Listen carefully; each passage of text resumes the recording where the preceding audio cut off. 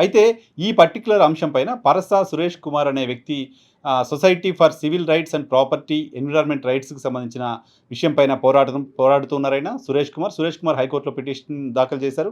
సురేష్ కుమార్ దాఖలు చేసిన పిటిషన్ పైన హైకోర్ట్‌లో చీఫ్ జస్టిస్ నేతృత్వంలో విచారణ జరిగింది. చీఫ్ జస్టిస్ నేతృత్వంలో విచారణ జరుగుతున్న సందర్భంగా దీనిపైన జై భీమ్‌రావ్ భారత్ పార్టీ అధ్యక్షులు సీనియర్ అడ్వకేట్ జడ శ్రవణ్ కుమార్ వాదనలు వినిపించారు. పోలీసులు ఇలా రోడ్లపై నడిపించాల్సిన అవసరం ఏంటి?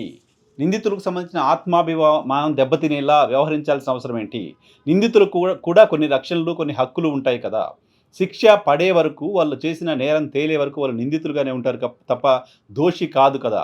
నిందితుల్ని వాళ్ళ హక్కులకు భంగం కలిగించేలా, వాళ్ళ ఆత్మాభిమానం దెబ్బతినేలా రోడ్లపైన నడిపించటం సరైనది కాదు. ఇది చట్ట వ్యతిరేకంగా ఉంది అంటూ శ్రవణ్ కుమార్ హైకోర్టులో వాదనలు వినిపించారు. ఈ సందర్భంగా హైకోర్టుకి ప్రభుత్వం తరపున అడ్వకేట్ జనరల్‌గా ఉన్న దమ్మాలపాటి శ్రీనివాస్ చెప్పిన మాట, కొవ్వూరులో ఒక చోట పోలీసులు నిందితుల్ని తీసుకెళ్తున్న సందర్భంగా వెహికల్ బ్రేక్ డౌన్ అయింది కాబట్టి వాళ్ళని నడిపించుకుంటూ తీసుకెళ్ళాను తప్ప పోలీసులకి అటువంటి ఉద్దేశ్యం లేదు. పోలీసులు నిందితుల్ని రోడ్లపైన నడిపించారు అన్నది సరైనది కాదు, నిజం కాదు. అది కేవలం ఒక చోట మాత్రమే జరిగింది కొవ్వూరులో.